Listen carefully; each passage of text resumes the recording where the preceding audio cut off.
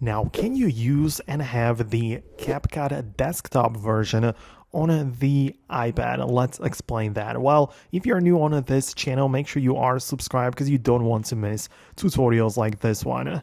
Okay, so the point is that, of course, on your iPad, you are mostly going to be using the app, which is like the iPad OS version, but you also have the ability to use your web browser where you can literally open up a brand new tab, right, and look up the CapCut online version.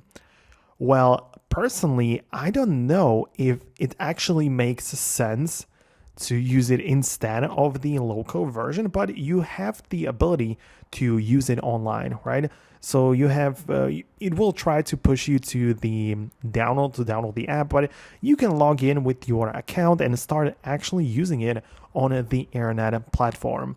Some people have reported that some additional advanced features are available on the online web version and not on the app.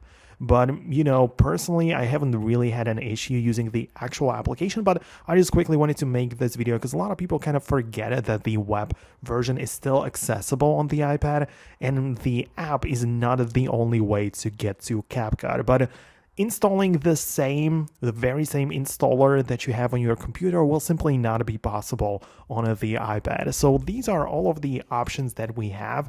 Let me know in the comments below which feature you're not having in the app that you need to get the desktop version. I'm kind of curious to know about that. So let me know about it below. Stay tuned for more by subscribing, and I'll see you later in the next videos.